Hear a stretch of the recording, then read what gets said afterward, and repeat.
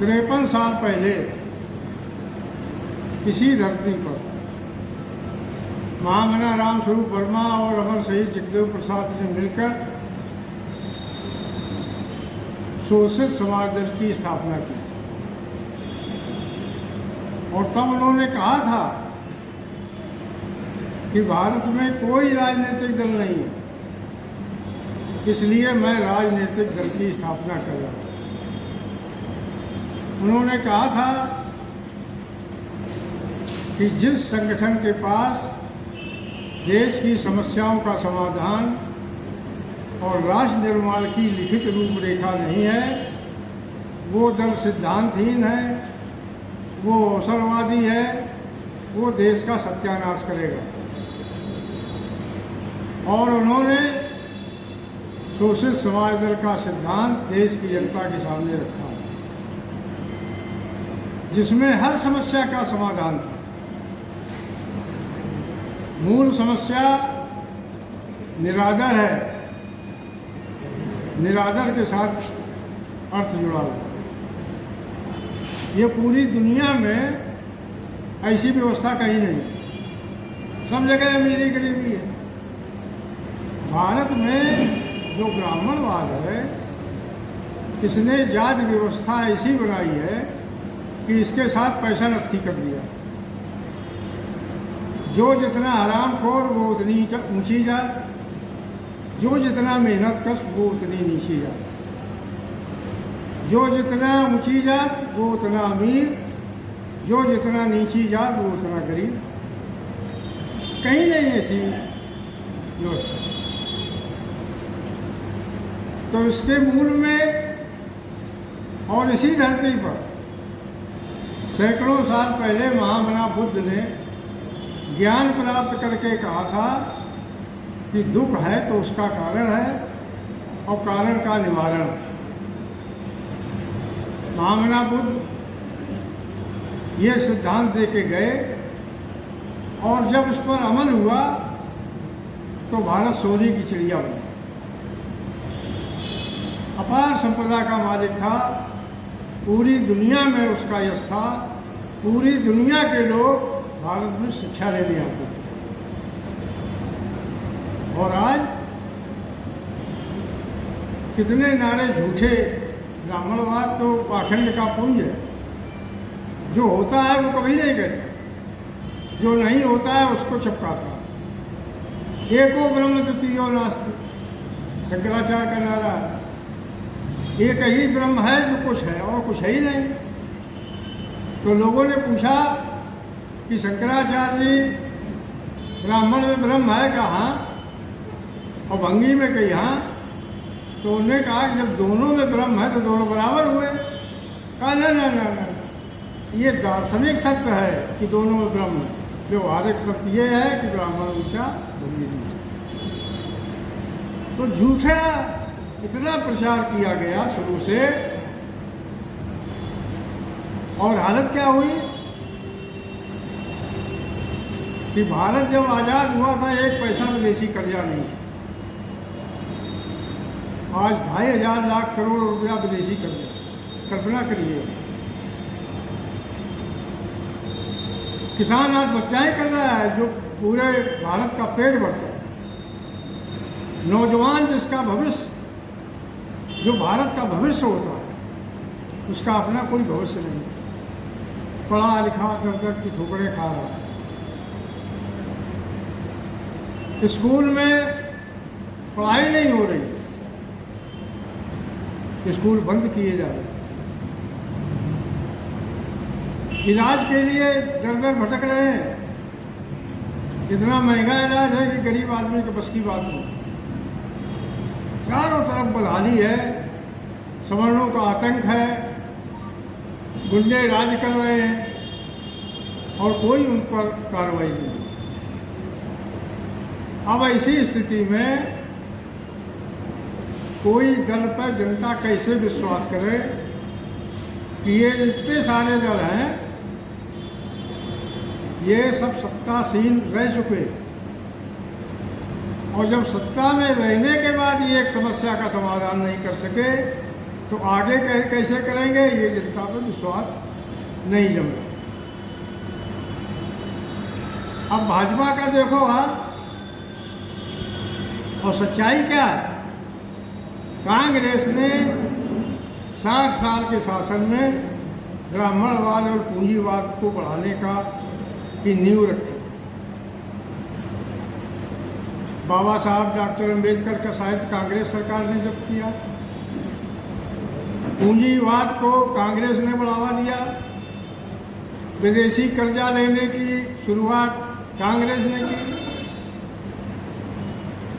और आरक्षण खाने का काम कांग्रेस ने किया। अब ये सारे काम भाजपा बड़े ऊंचे पैमाने पर, वो फुटकर व्यापारी था, ये थोक व्यापारी, ये और बड़े पैमाने पर कर रहा है। कांग्रेस ने 60 साल में 56 लाख करोड़ लिया, 60 साल में।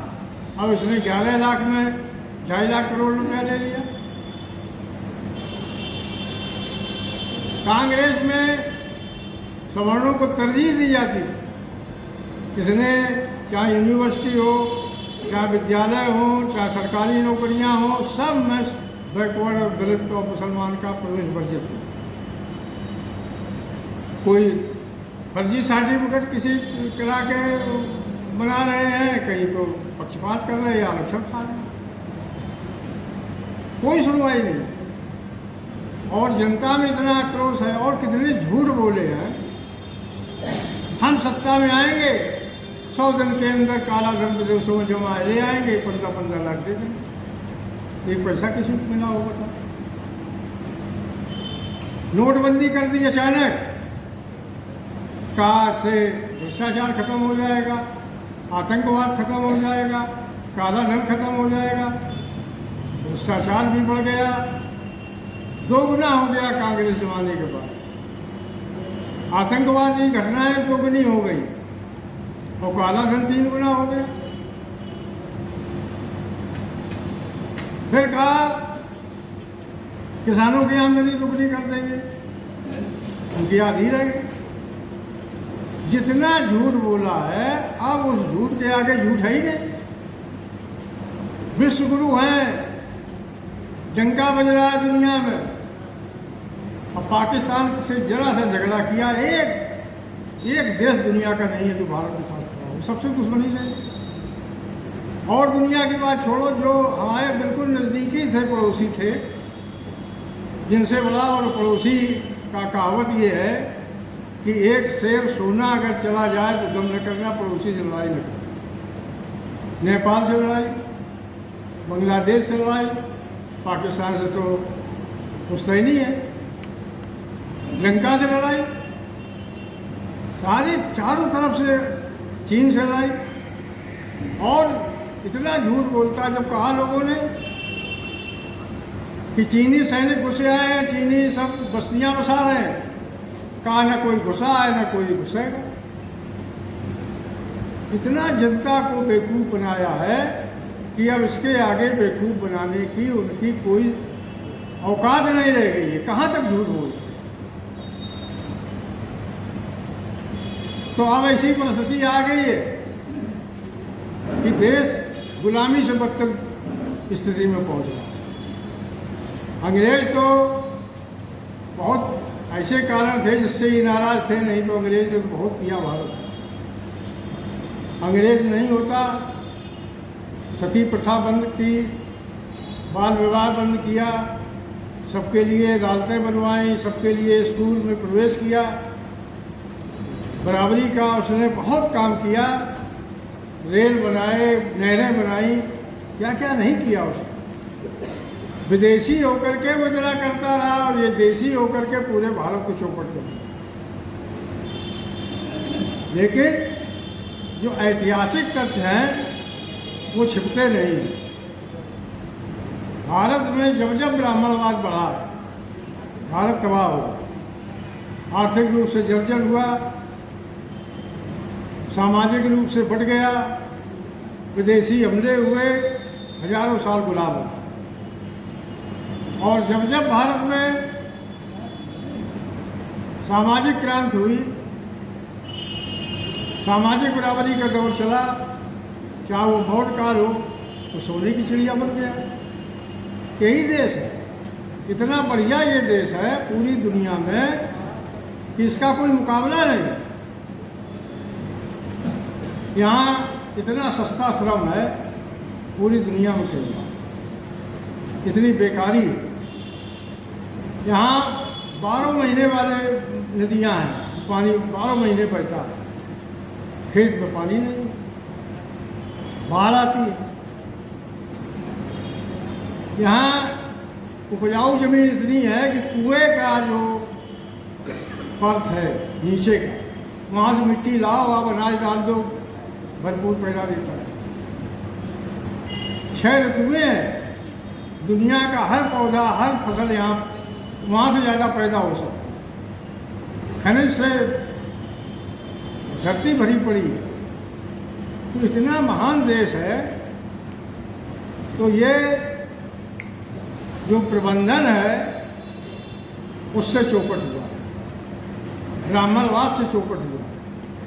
नहीं तो मेहनत करने वाला गरीब रहे, बेइज्जत रहे, और हरामखोरी करने वाला ऊंचा बन जाए और ऐश्वर्यवान हो जाए, सारी संपदा का मालिक बन जाए। आपको पता होना चाहिए कि देश की जितनी संपदा है 90% संपदा सवर्णों के पास है और 10% में 90 है। ये आज़ादी में हो गया। सारी बैंकें पूंजीपतियों के लिए खोल दी गई हैं कि रुपया निकालो भाग जाओ, ऐश कर रहे हैं वहाँ। तो इतनी हालत खराब है। अगर सन 1972 में शोषित समाज दल के अमर शहीद जगदेव प्रसाद और महामना राम स्वरूप वर्मा की बातों पर गौर कर लिया होता शोषित जनता ने, तो अब तक भाई 90% आप हैं, 50% में सरकार बदल तो जाती है 38-35 में। अगर 50 इकट्ठे हो गए होते तो पूंजीवाद और ब्राह्मणवाद का समूल विनाश हो गया। लेकिन जिनके लिए एक पार्टी बनी थी वो बेचारे बड़े नादान हैं, ना समझ है, उनकी बात समझ में आई नहीं या हम समझा नहीं पाए। हर समस्या का इतना बढ़िया समाधान है। एक बार का हम किस्सा बताएं, अब सब लोग कहते हैं साहब किसान बहुत परेशान है। अच्छा, ये कहने से काम चल जाए? किसान परेशान है तो किसान की परेशानी दूर कैसे हो? अगर ये किसान समझ जाए तो बदल जाएगा। एक छोटा सा किस्सा हम सुनाते हैं। ये एमएसपी की बड़ी लड़ाई की बात चल रही है। एमएसपी सन 1967 में सबसे पहले लागू हुई। उत्तर प्रदेश के वित्त मंत्री महामना राम स्वरूप वर्मा थे और केंद्र के वित्त मंत्री मोरारजी देसाई थे। मोरारजी देसाई ने सारे वित्त मंत्रियों को दिल्ली बुलाया। अब उसमें साम्यवादी भी थे बंगाल के और समाजवादी भी थे, पूंजीवादी भी थे, सब थे। मोरारजी ने कहा कि भाई किसानों का समर्थन गेहूं का खरीदना चाहती है सरकार, कितना समर्थन मूल्य 1 कुंटल का रखा जाए, इसमें आप लोगों की राय है। किसी ने कहा कि 60 रुपया कुंटल होना चाहिए, किसी ने कहा 65, किसी ने कहा 70। जब वर्मा जी का नंबर आया तो वर्मा जी ने कहा कि भाई ये तुमने हिसाब कहाँ से लगा लिया कि 60 रुपया देना उचित है या 65 या 70? अब क्यों? वर्मा जी ने कहा कि हम लंबी बहस में नहीं जाना चाहते, लेकिन हम बहुत छोटी सी एक बात कहते हैं, उसमें आपको समझ वाला है। 2 तरह की खेती भारत में हो रही है। एक तो गरीब किसान अपड़ करता है और एक सरकार स्वयं करती है। जो सरकारी कृषि फार्म है उसमें सरकार खेती करती है, बड़े बड़े वैज्ञानिक कृषि के होते हैं, समय पे पानी होता है, अच्छे कोट की खाद मिलती है, अच्छी कोट की दवाएं कीटनाशक होती हैं, सारी चीज़ें, अच्छा बीज होता है। और किसान परंपरागत खेती करने वाला है, उसके पास न अच्छा बीज है, न भरपूर खाद है, न समय पर पानी है, कुछ है नहीं, न आधुनिक कृषि यंत्र है। तो जो तुम लागत लगा रहे हो 1 कुंटल में, वही लागत तुम किसान को दे दो। उस समय 450 रुपया कुंटल में सरकारी फार्म में लागत कीमत थी। तो अब सबके हाथ पाँव फूल गए, साहब इतना तो दोबारा निकल जाएगा सरकार का। तो उन्होंने कहा भाई क्या है कि कहते हो कि हम सरकार की किसानों की भलाई में, ये कौन सरकार किसान का गला काटते हैं। अंत में मुराद जी ने कहा कि हम 75 रुपया से ज़्यादा किसी कीमत नहीं देंगे। तो वर्मा जी ने कहा ठीक है तुम 75 दोगे, हम 10 रुपया बोनस देंगे फी कुंटल के साथ। अब ये बात जब लंच के बाद इंदिरा गांधी से मिले, मुराद जी बताई कि 75 रुपया तय कर आए हैं, लेकिन यूपी गवर्नमेंट तो दिवालिया हो जाएगी। कहा क्यों? बोले साहब वहाँ के वित्त मंत्री जिद्दी है, उसने 10 रुपया बोनस किसानों को देने को कहा। इंदिरा गांधी ने कहा कि जाओ 85 करके आओ, नहीं तो कांग्रेस बदनाम हो जाएगी, वो हीरो हो जाएगा आराम से। उस जमाने में जब 85 रुपया कुंटल गेहूं का सरकारी खरीद मूल्य था, तब जानते हो मिल की चीज़ें कितनी थी? 7 रुपया बोरी सीमेंट की मिलती थी, 1 रुपये 40 पैसे लीटर डीजल मिलता था, सोना 100 रुपया का 10 ग्राम था, यूरिया की बोरी 36 रुपया मिलती थी, 1 रुपया किलो लोहा था, 40 रुपया अव्वल 1000 ईंटा मिलती थी। अब जब इनके सबके दाम 100 गुना 400 गुना 1000 गुना बढ़ गए हैं, तब किसान का बढ़ा है 25 गुना। तो किसान तबाह होगा कि नहीं होगा?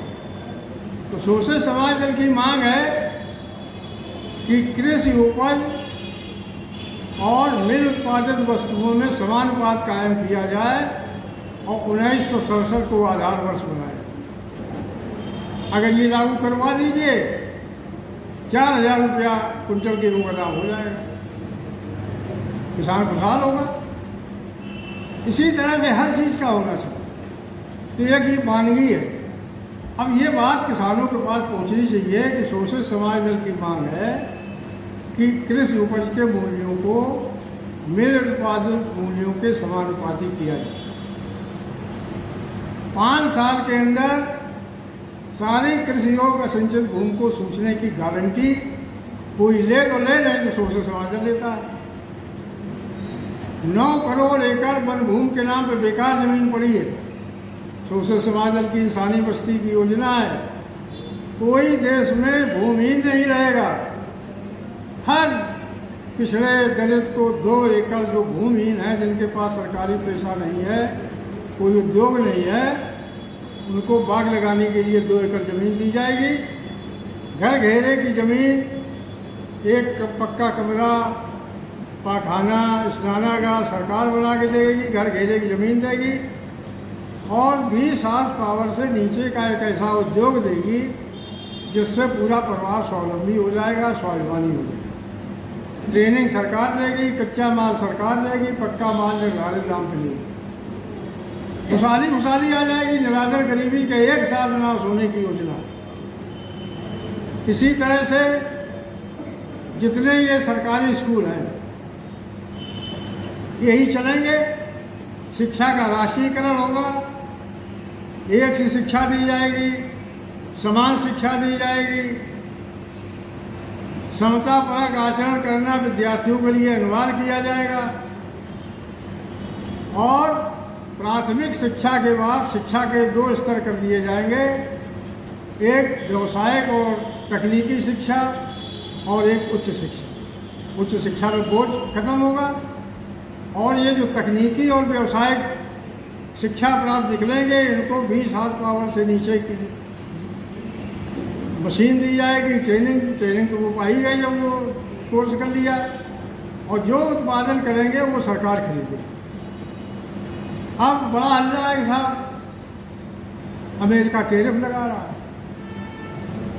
चीन माल नहीं भेज रहा है।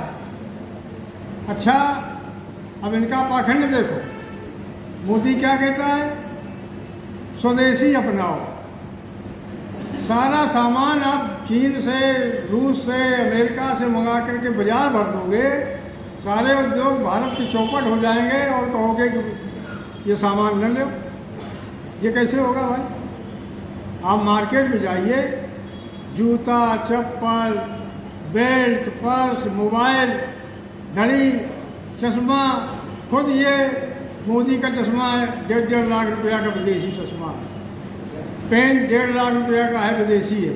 सारा सामान विदेशी पहनता है और यूज करता है और आपसे कहता है कि विदेशी से खरीदो, और सारा माल बाजार में विदेशी भर दिया। तो जब भारत के कुटीर उद्योग सब चौपट हो गए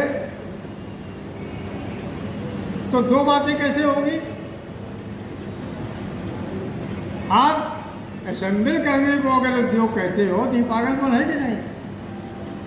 सारा मोबाइल चाइना से आप पुर्जे ले आते हो, यहाँ असेंबल करते हो, कह रहे हमारा उद्योग है।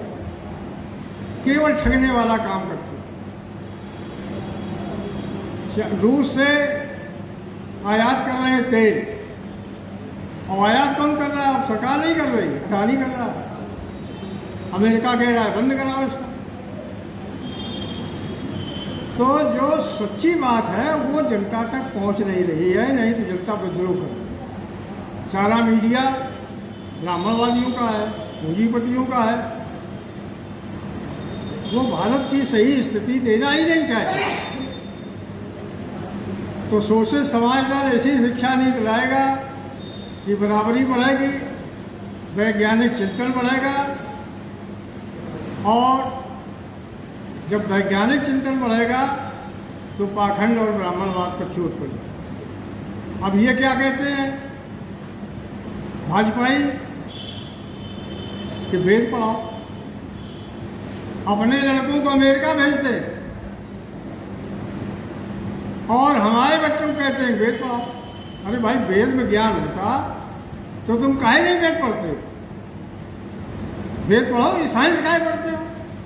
अपना पढ़ेंगे साइंस और हमारे लिए कहेंगे कि वेद पढ़ो। सब उल्टा काम बूढ़ बनाने वाला भाजपा कर रही है। तो शिक्षा फ्री होगी और 8वीं तक गणित, भूगोल, वर्तमान वैज्ञानिक उपलब्धियां, एक राष्ट्रीय भाषा, एक क्षेत्रीय भाषा, और इनका ज्ञान कराया जाए। फिजूल के सब कार्यक्रम बंद किए जाएंगे और ऐसा कोई पाठ नहीं होगा। ब्राह्मणवादी पंचांग का पूजा बहिष्कार होगा, जिसमें पुनर्जन्म, भाग्यवाद, जात पात, ऊंच नीच का भेदभाव, चमत्कार की शिक्षा सब हटा दिए जाएंगे। तो ये जो वैज्ञानिक चिंतक पैदा होंगे ये खुशहाली लाएंगे, ये देश को उन्नत करेंगे। ये मंदिर बनाने वाले, मंदिर वहीं बनेगा, फलाने को मारो, ठिकाने को मारो। आप जानते हो ये शोषितों की एकता कायम न हो। और एक बात आप समझ लो, जो शोषित और शोषक की परिभाषा है इसको आप बहुत कायदे से समझो। देश का जो उत्पादन और निर्माण है ये दलित, पिछड़े, मुसलमान, सिख, ईसाई ये करते हैं,